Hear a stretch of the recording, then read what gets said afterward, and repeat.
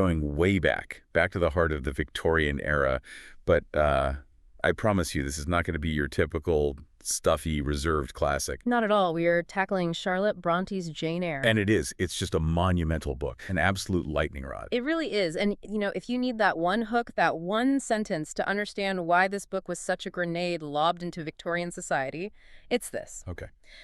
A 30-year-old virgin living this quiet life in a remote parsonage with her clergyman father sits down and writes what is, without a doubt, the most sexually charged, passion-fueled, and frankly, rage-filled novel of the entire 1800s. That contradiction is it's incredible. It almost doesn't make sense. It's like finding out your quietest friend is secretly a revolutionary leader. That's a perfect way to put it. Because this book wasn't just a story, it was a cultural event. It was this confession of female desire and female rage, smuggled past all the male gatekeepers who controlled everything. The whole literary world. Everything. What women were allowed to read, what they were allowed to write, even what they were supposed to feel.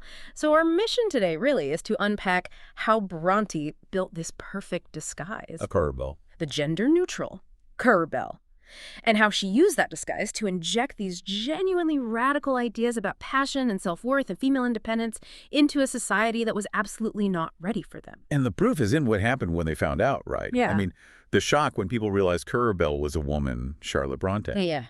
It wasn't just surprise, it was moral horror. Oh, absolute horror. And that just confirms the book's power, doesn't it? The idea that a proper lady could know so much, could write with such intimacy about human desire. Especially female desire. Especially female desire that wasn't, meek or submissive. It was so intense that critics at the time, they just dismissed it as masculine. And you have to understand, masculine in that context was code. Code for what? For dangerous, for transgressive, for a woman demanding to be treated as an equal. Which brings us right to the heart of it. That energy, that defiance. It feels so incredibly modern. I mean, when Jane finally erupts with that famous line, "Do you think because I am poor, obscure, plain, and little, I am soulless and heartless?" "You think wrong. I have as much soul as you and full as much heart." That's not a plea, it's a declaration. It is seismic. It's the ultimate act of defiance against a system built on class and gender. And that's the same energy, that you see today. It's in the fight against workplace harassment. It's in the demand for equal pay. It's in any woman refusing to shrink herself to make other people comfortable. Jane was the original difficult woman. Absolutely. Because she refused to be convenient. She refused her place. She demanded respect above all else. And that's why her story, this orphan's tale from 1847, still feels so immediate and so relevant to you listening right now. Okay, so before we get into the incredible trauma that fueled this book and the scandal it caused, let's do a quick overview. No spoilers yet. For anyone who maybe hasn't read it since school, what's the basic setup? Well, the setting is everything. You're in early 19th century England, and you can just feel the gloom and the isolation of the Yorkshire moors. It's this wild, untamed landscape. And we meet our heroine, Jane Eyre. Right. An orphan, an outcast. She starts out living with the Reed family at Gateshead, where she is just treated with this incredible cruelty. It's emotional, sometimes physical, just sadistic. And the opening section, especially the part in the Red Room, that's so key, isn't it? Oh, it's foundational. She's locked in this room where her uncle died, and she thinks she sees his ghost. It shows you two things right away. Her imagination is incredibly powerful, but also her anger, her passion, is being violently physically repressed. Which then leads her to Lowood School. Exactly. And Lowood is basically a horror story of neglect and cruelty, which was modeled directly on Charlotte Bronte's own horrific experiences. It's this brutal, near-starvation environment that just forges her inner strength. It's where she learns to survive. She learns survival, self-reliance, and she gets her moral compass from her friend, the very saintly Helen Burns. Eventually, though, she escapes. She finds a job as a governess at a place called Thornfield Hall. And Thornfield is remote, it's mysterious, it's isolated, and it's there that she meets the central figure of the whole novel, her employer, Mr. Rochester. Ah, Mr. Rochester. Edward Fairfax Rochester. He is the classic Byronic hero. Wealthy, brooding, moody, volatile, and carrying a very big, very dark secret. And Jane is the complete opposite, at least on the surface. Right. She's always described as poor, obscure, plain, and little. So the whole premise is about this young intellectual woman who is just seeking dignity and a real connection. And somehow, against all odds, she develops this incredibly intense, passionate, and crucially equal relationship with this powerful, imposing man. But it's not just a romance, is it? The book is famous for its twists. So let's put up the big sign right here. If you haven't read Jane Eyre, there are major, major spoilers ahead. Consider yourself warned, because the twists are what make this a Gothic masterpiece. So the relationship between Jane and Rochester, it just develops at this incredible pace. They connect intellectually in a way that just ignores their class difference. He's drawn to her mind, to her integrity. But there's always something off about Thornfield Hall. There are these strange noises in the middle of the night. Eerie laughter, unexplained events, a mysterious fire. All of this tension just builds and builds until it explodes in one of the most famous scenes in all of literature. The wedding interruption. It's a narrative bombshell. They're at the altar, about to be married, and a lawyer bursts in and stops the wedding. And the secret is revealed. The secret is devastating. Rochester already has a wife. Her name is Bertha Mason, and she is alive.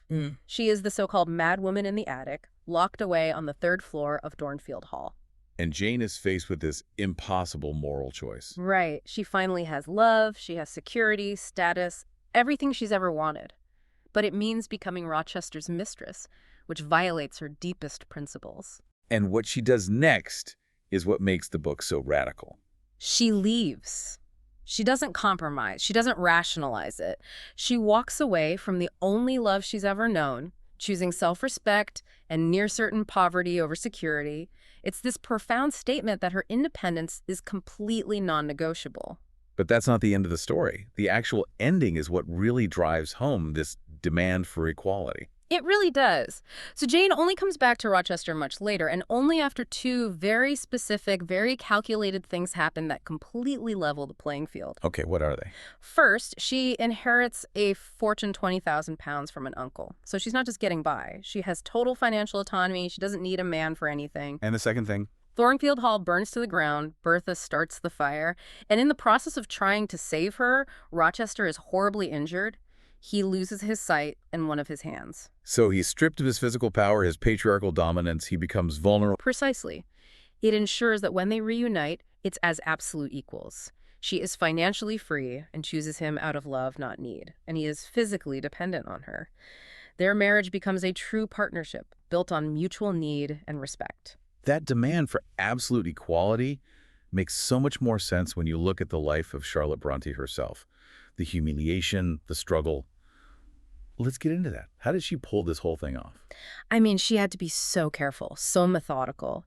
The pseudonym, Currer Bell, was a very deliberate choice. It was gender neutral specifically to get past the institutional sexism of publishing in the 1840s. It was a boys' club. Completely. Female authors were either rejected outright or their work was dismissed as, light domestic fiction. They weren't supposed to be able to handle big themes, big passions. So this was basically a form of Victorian code switching. She had to hide her gender just to get a fair hearing. And it wasn't just the name. She committed to the role. She obsessively studied the writing styles of popular male authors, like Sir Walter Scott, and especially the dark, passionate poetry of Lord Byron. She absorbed their voice, their intensity. I read that she even changed her handwriting. She did. She insisted on using what she considered a more masculine handwriting for all her letters to her publisher, Smith, Elder & Co. She was maintaining the illusion at every single level. Wow. That's not just writing a book. That's like a full-on intelligence operation. It really was. And it worked. I mean, it worked spectacularly. Jane Eyre was an instant, massive bestseller. It sold out 3 editions in 3 months, which was just unheard of for a debut novel by a supposedly unknown author. So Currer Bell became this huge literary sensation. The biggest of the day. And it proved that readers were absolutely starving for the kind of passion and psychological depth that women writers had been told they couldn't or shouldn't provide. But this book, it came from somewhere much deeper than just ambition. It came from trauma, from real personal humiliation. She lived the life of a governess, just like Jane. She did, and she called it slavery. She worked for wealthy families, like the Sidgwicks, and she felt completely invisible. She was a necessary inconvenience. She wasn't part of the family, but she wasn't really a servant either. She was just stuck in this social limbo. Ignored by the adults, mocked by the kids. Exactly. It's this incredibly painful position of being intellectually superior to the people you serve, but socially you're nothing. That must create so much internal pressure. It did. And we have these really specific, painful stories from her letters that show just how dehumanizing it was. The one that always gets me is the story about the family dog. What happened? She wrote about watching the family feed their dog at the dinner table, treating it like a beloved member of the family, while she, the governess, was expected to eat all her meals alone in her room, completely excluded. Yeah, less than the dog. Less valued than the family pet. And she was watching these wealthy daughters get every opportunity, every advantage, just because of who their father was, while her own fierce intellect was just wasted, ignored. That experience was the fuel. That controlled, righteous anger is what she poured directly into Jane's defiant soul. And we have our own words on this, don't we? Yes. She wrote a letter to her sister Emily, and the line is just devastating. She said, "I see now more clearly than I have ever done before that a private governess has no existence, is not considered as a living and rational being." Yeah, has no existence. That's Jane's fight right there, the fight to be seen as a living, rational being. It's Charlotte's fight, made public. To really understand her, though, you have to go back even further to her childhood. That isolation on the Yorkshire moors, it seems like that would have limited her, but it actually did the opposite. It was a creative incubator. That isolation forced the Brontë siblings, Charlotte, Branwell, Emily, and Anne, to create their own worlds. For over 15 years, they created this incredibly elaborate fantasy kingdom they called Angria. Angry. Yeah. They wrote hundreds of these tiny hand-sewn books filled with epic stories of romance, war, political drama. It was a fully realized world. So it was their creative lab. It was where she could experiment before writing for real. Absolutely. In Angria, she could explore passion, power, gender roles, all the things that were forbidden in proper Victorian society. The dark, brooding heroes in Angria were the direct prototypes for Rochester. Her heroines were powerful and independent. She was basically workshopping Jane Eyre for more than a decade. And there was so much tragedy in her childhood, too, which you can feel all over the book. A terrible amount. The deaths of her two older sisters, Maria and Elizabeth, they both died of tuberculosis at this brutal boarding school called Cowanbridge. Which became Lowood in the novel. The direct inspiration for Lowood, the conditions were just appalling: spoiled food, freezing rooms, neglect. Charlotte watched her brilliant older sister, Maria, who was the model for Helen Burns, just waste away. And that kind of loss at that age, it must have shaped her entire worldview. It gave her this fierce, protective instinct for the innocent and the powerless. Jane's unshakable moral compass, her refusal to compromise. It's all fueled by the memory of seeing that kind of systemic cruelty up close. Okay, so if we dig into the big ideas of the book, it really feels like it's a philosophical novel disguised as a romance. I think that's exactly right. The central conflict for Jane, the thing that makes her so compelling, is this constant battle inside her between her intense passion and her equally intense moral principles. She feels things so deeply, that rage at Gateshead, the love she feels for Rochester, but she never, ever lets it compromise her integrity. Right. She refuses to trade her self-respect for comfort or for security. And that struggle, between what you want and what you know is right, that's why she still feels so relevant. People face those kinds of compromises all the time in their jobs and their relationships. And this all comes to a head in what I think is the real revolutionary moment of the book. It's not the wedding, it's that speech she gives Rochester much earlier. Oh, the speech after she finds out about Blanche Ingram? Yes. Exactly. This is where the whole power dynamic of the novel just flips on its head. Think about the situation. She believes she's about to lose everything.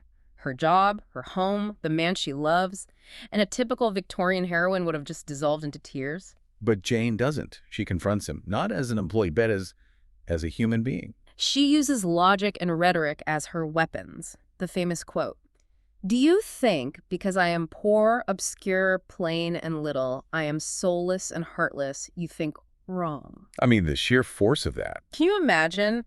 This is a governess, a paid servant, who is on the lowest rung of the social ladder, and she is demanding absolute spiritual equality from her wealthy, powerful master. She completely redefines their relationship in that one moment, purely through the force of her argument. Rochester is just stunned into silence. And it's not because she's beautiful, it's because she's right. He can't argue with her logic. He can't. But Brontë was also a realist. She knew that spiritual equality wasn't enough in the world they lived in. And that's why the theme of economic independence is so critical. Right, the inheritance. It's not a fairy tale plot device. It's a very deliberate, very pragmatic move by Brontë. Jane gets £20,000 from her uncle. That money isn't just a windfall. It represents freedom. It represents autonomy. And you have to remember, back then, under the law, a woman's property usually just became her husband's the moment they got married. Exactly. So for Jane to get this money before she returns to Rochester is crucial. It gives her power. It gives her a choice. She never has to depend on a man for her survival ever again. So when she finally goes back to him, she's not a desperate orphan looking for a home. Not at all. She's a wealthy, independent woman choosing a partner from a position of absolute strength. The power dynamic has been permanently balanced. And it's such a brilliant touch that the money comes via the Mason family, Bertha's family. It's like the money from Rochester's first disastrous marriage is being used to liberate Jane for their true equal partnership. It's a perfect piece of plotting, a kind of moral and financial justice all in one. So let's talk about these characters because they're so iconic. Starting with Jane herself. The choice to make her plain was so radical. It was a rebellion, a direct artistic statement against the entire literary tradition of beautiful heroines. We're in a society that judges women almost entirely on their looks, and, we still are in many ways. And Brontë creates a hero who wins through her mind, her integrity, her soul. And this was personal for her, wasn't it? Deeply personal. Charlotte herself was considered plain by the standards of the day. She was small, her features weren't regular. So by having Jane, the plain girl, win the passionate hero, she was completely flipping the script. She was arguing that a woman's true worth is internal. Rochester falls for the fire in her eyes, not the shape of her face. And then there's Rochester. He is the blueprint for the dangerous bad boy, isn't he? How does she make him sympathetic enough that we actually want Jane to end up with him? Well, he's dark, he's flawed, he's morally questionable. But he is also capable of growth. And crucially, he's capable of recognizing Jane's true worth when no one else does. That first meeting is so important. So important. He falls off his horse, and she helps him. She doesn't know he's her boss. She just sees a man who needs help. She's not deferential or flirtatious. She treats him like a person. Exactly. And he's just struck by that, by her genuineness. For the first time, maybe ever, he's met someone who sees past his wealth and his title, and that establishes their equality from the very beginning. But the character who casts the longest shadow, the most controversial one, is Bertha Mason, the madwoman in the attic. She is absolutely essential, and she is so much more than just a plot device to keep the lovers apart. She's this hugely powerful symbol. A symbol of what, exactly? Well, on one level, she represents what happens to female passion and desire when it's locked away and controlled by a patriarchal system. Yeah. You have to think about the reality for women back then. A husband could have his wife committed to an asylum or just locked up at home for being difficult. So any woman who was too sexual, too emotional, too independent, she could be labeled mad. Precisely. Bertha is every woman who is pathologized for refusing to be controlled. But she's also, on a psychological level, Jane's double, her shadow self. How so? Bertha is the embodiment of that wild, uncontrollable rage and passion that Jane felt in the Red Room, the passion she has to keep suppressed to survive. Bertha is that fire, completely unleashed. So if Jane had stayed with Rochester as his mistress, she would have, in a way, become another version of Bertha. A woman confined by an illicit relationship. That's the risk. That's the moral danger. And then there's the third layer, which is the colonial context. Bertha is Creole from Jamaica. Brontë is tapping into these very racist colonial stereotypes of the time about non-European women being hypersexual and savage. Which gives Rochester and the reader a way to rationalize her confinement. Exactly. So she's a victim of patriarchy, but she's also a victim of imperialism. She's the ugly secret of the family and of the empire, locked away so no one has to look at it. Okay. Let's shift to the writing itself, the style and the techniques, because this is where Brontë really changed the game. She really did. The big innovation is her use of the first-person narrator to create this intense psychological realism. We take it for granted now, but in 1847, it was mind-blowing. It wasn't the distant, all-knowing narrator of a Jane Austen novel. Not at all. This was like reading someone's private, uncensored diary. You are right there inside Jane's head, feeling her anger, her desire, her moral confusion in real time. It's so immediate, so intimate. And that's what made it feel so dangerous to the establishment. Completely. They were terrified that young women reading it would start to identify with Jane's rebellious thoughts, with her deep dissatisfaction with her place in the world. The intimacy made Jane feel real, and a real rebellious woman was a threat. And she wraps all of this psychological depth in this thick layer of Gothic horror. The eerie laughter, the mysterious fires, that wasn't just for spooky atmosphere, was it? No, the Gothic elements are functional. They're metaphors for the psychological state of the characters and the rotten secrets of the society. Thornfield Hall itself is a character, this big, imposing mansion with hidden rooms and dark secrets. It's a symbol of the patriarchal system. And the fire scenes. They feel so deliberate in how they subvert gender roles. Oh, absolutely. Think about the first fire. When Bertha sets Rochester's bed on fire, Jane doesn't scream and run for help. She puts it out herself. She grabs the water, douses the flames, and saves his life. She is the active rescuer. She is the hero in that moment, not the damsel in distress. And the second, final fire. The final fire destroys Thornfield, the seat of his power, and it's what leads to his injuries. He loses his sight and his hand trying to save Bertha, and those injuries are so symbolic. They physically remove his power over others. Exactly. He can no longer judge Jane by her appearance. He loses his dominant hand, making him physically dependent. The fire literally burns away the old power structure and levels the playing field, making their final equal partnership possible. It's just genius, embedding such a radical social critique inside a story that's also just a really compelling, addictive romance. That's why it worked. People came for the love story and left with a lesson in revolution. So let's talk about that reception, because the fallout was immediate and intense. It was a massive hit, but the controversy was just as big. We're talking about a genuine moral panic. There were reports of clergymen preaching against the book in their sermons. What were they so afraid of? The dangerous ideas. Religious magazines warned parents that it would corrupt their daughters, make them dissatisfied with their lives. One publication, the Christian Remembrancer, actually called it preeminently an anti-Christian composition. Why anti-Christian? Because it promoted pride, passion, and rebellion against one's given station in life, which went against the Victorian ideal of pious, submissive womanhood. And then, in 1848, the truth comes out. Charlotte has to admit she's Currer Bell. And the backlash just explodes. Her publisher, George Smith, said he felt like he'd been struck by lightning. He'd been corresponding with this powerful masculine intellect, and then this tiny, quiet woman walks into his office. And the criticism became personal. Viciously personal. It shifted from being about the book's ideas to being about Charlotte's character as a woman. How could a respectable woman know about such unseemly passion? They were basically attacking her for having an imagination. And for daring to challenge the social order. The Quarterly Review wrote that Jane was the kind of person you would scrupulously avoid for a governess. That says it all. The fear was that the servants would start to think they were as good as their masters. That wasn't literary criticism anymore, it was social policing. It was. But that very outrage is what cemented the book's legacy. It's a classic today because those conflicts, passion versus principle, dignity versus constraint, they never went away. They're still here. She opened the door for writers like George Eliot and Virginia Woolf to write about complex, flawed, real women. A book this dramatic was just made for adaptation, wasn't it? It's been remade for film and TV constantly. It's perfect for the screen. You've got the Gothic mystery, the intense romance, the fire. But every adaptation struggles with the same things. How do you show Jane's inner life, and how do you handle Bertha?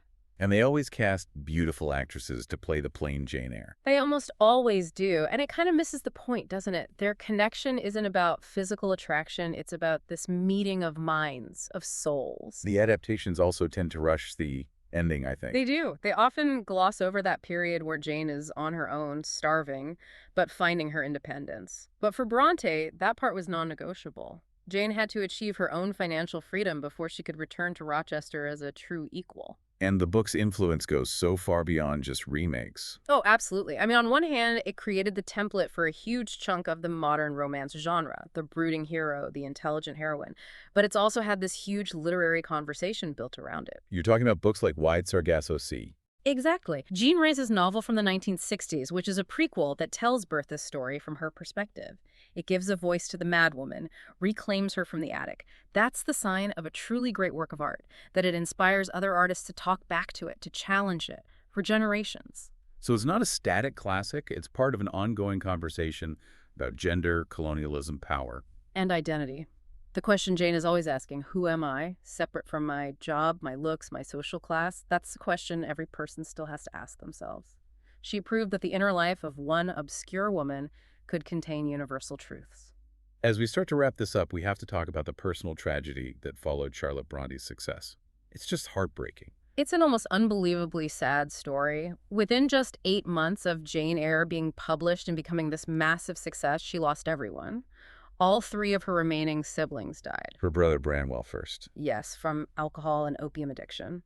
Then her sister Emily, who wrote Wuthering Heights, died of tuberculosis just a few months later. She was only 30. And then her youngest sister, Anne. Also from tuberculosis the following spring. So the woman who had written this incredible story about finding connection and belonging was left utterly, devastatingly alone, right at the peak of her fame. And her own search for a partner was just as complicated as Jane's, in a way. It was. She had this intense, intellectual, but ultimately impossible relationship with her publisher, George Smith.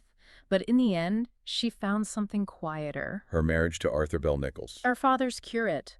A man she initially found quite dull, but she came to appreciate his steady devotion. It was a brief marriage. She died only a few months into it, but it seemed to be a version of that companionate partnership she'd written about for Jane and Rochester, a quiet union built on respect. So after all this, what's the one key takeaway for someone listening today? Why does a 175-year-old book still matter so much? I think the lesson is Jane's absolute refusal to choose between love and self-respect.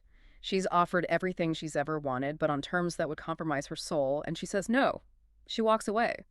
She only enters into a partnership when it can be one of true equals, morally and financially. The message is that you can't build a healthy relationship on a foundation of inequality. Exactly. Self-respect has to come first. And that struggle, balancing our need for independence with our need for connection, that's the struggle of modern life. It plays out in our careers, in our dating lives, everywhere. Every generation rediscovers Jane Eyre because her fight is still our fight. Charlotte Brontë died in 1855. She was only 38 years old, just 8 years after Jane Eyre was published. An incredibly short life, but she achieved something that would echo for centuries. She smuggled a revolution past the gatekeepers. And I think the final thought to leave you with is this. The powerful, authentic female voice that Charlotte Brontë had to hide behind the name Currer Bell. Because of her, that voice would never, ever have to whisper again. Thank you for joining us on this deep dive. We'd love to know which classic you think we should tackle next, because as we've seen today, these old stories of defiance, well, they're louder and more relevant than ever.